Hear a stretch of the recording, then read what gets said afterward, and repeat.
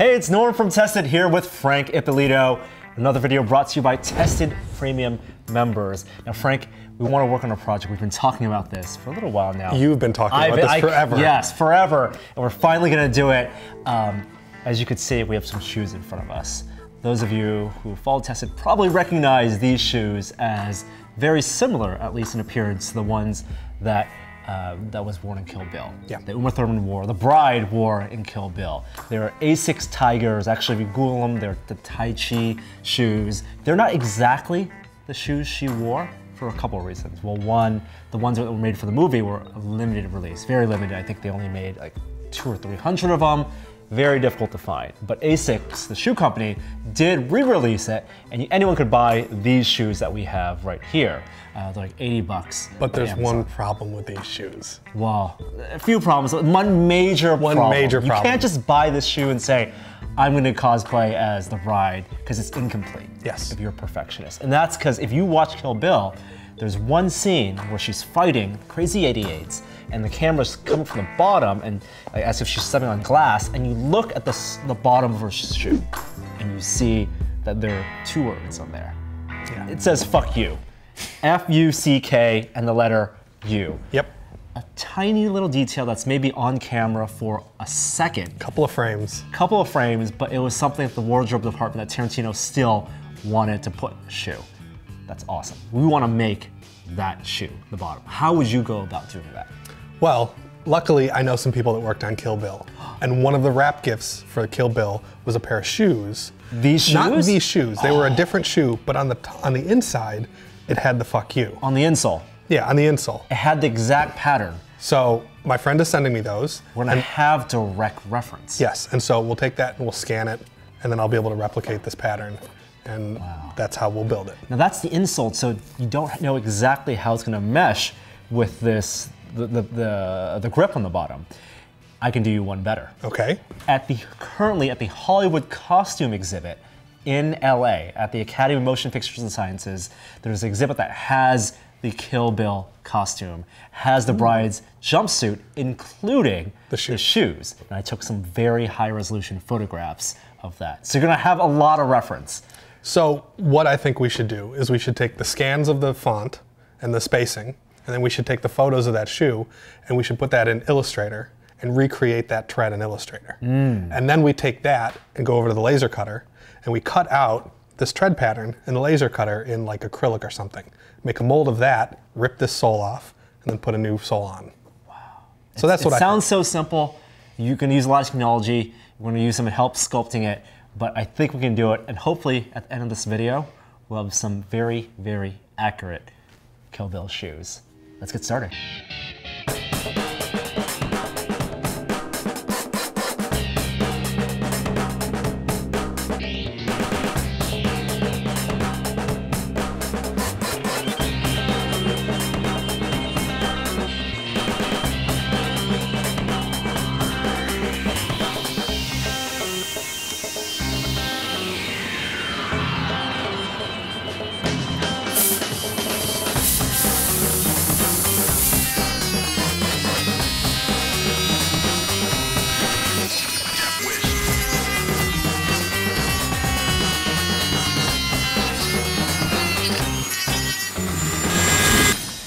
Frank, we've made a lot of progress.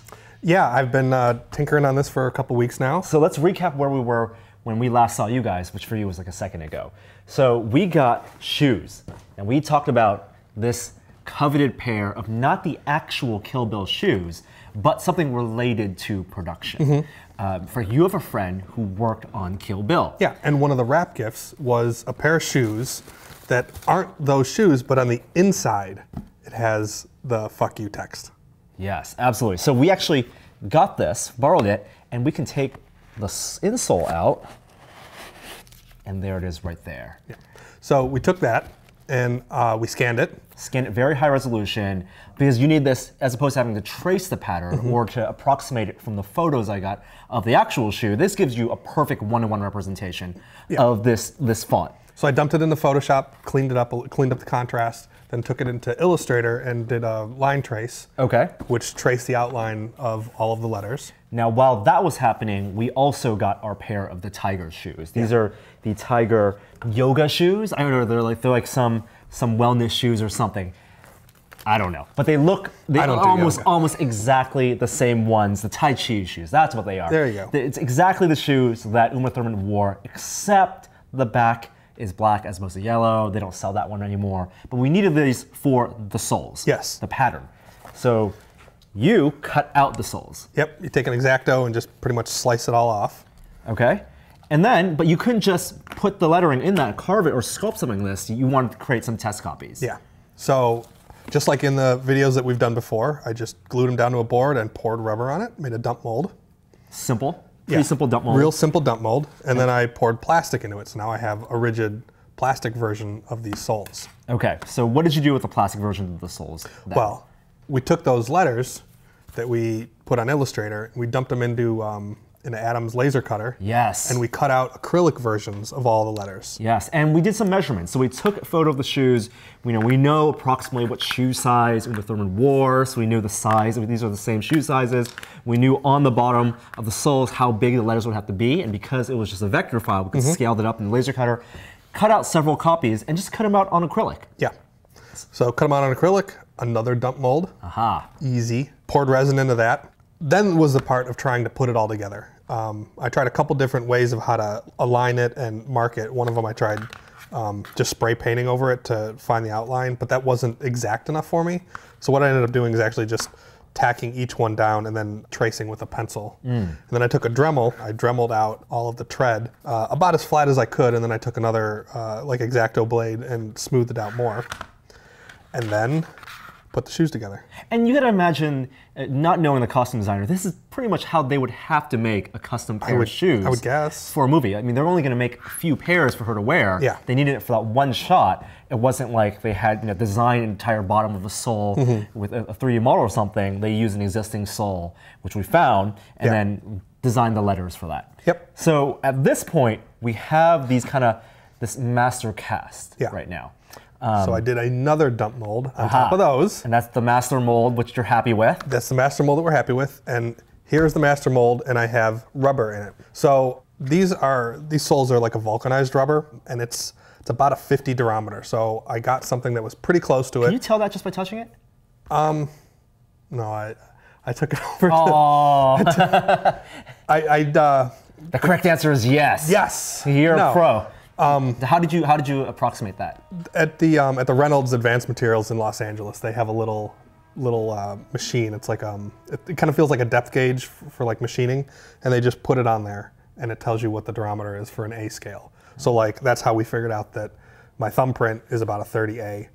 Is the same way that we figured out that the shoe is a 50A. And most places that sell smooth-on materials or your supply shop, they might have this type of tool. They might, but I know that the one in Los Angeles does. Very and cool. They're really nice to deal with, so they helped me out on that. And so I got a rubber that was about the same color and about the same durometer. And it just happened to be almost the right color? It's pretty close.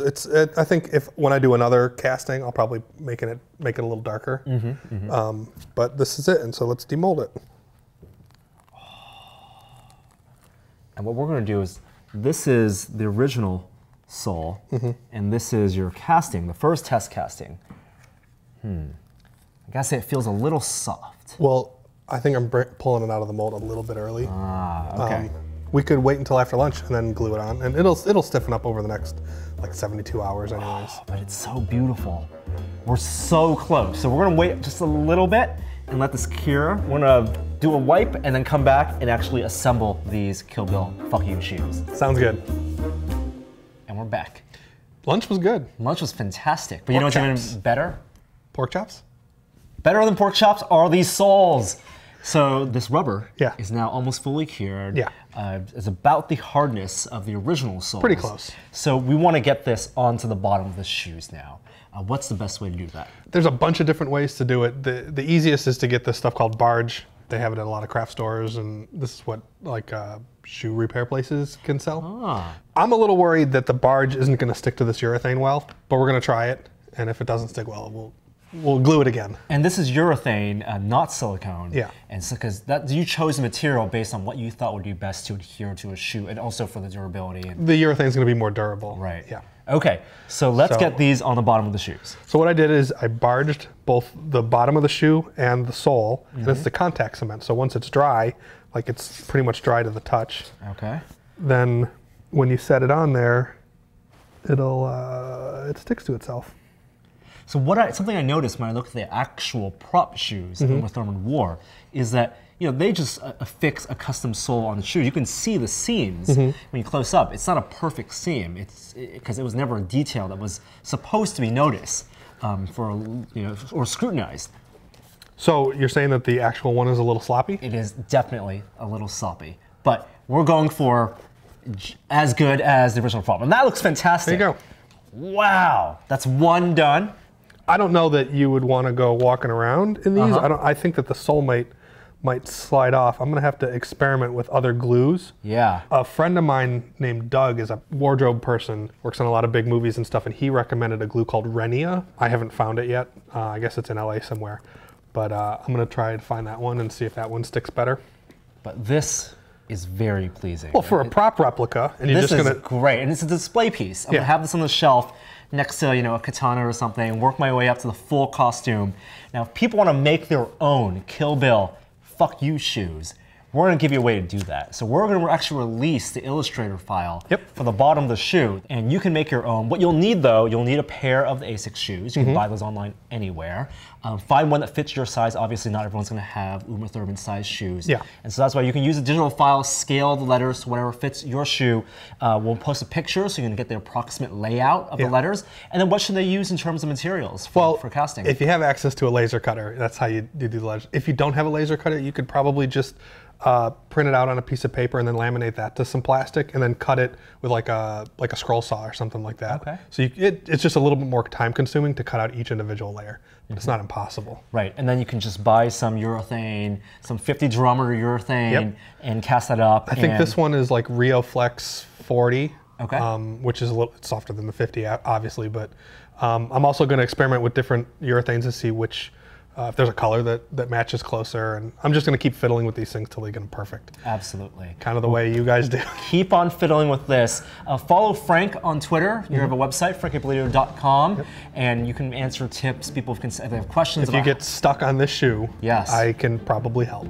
Awesome. Thank you so much for fulfilling one of my dreams, Frank.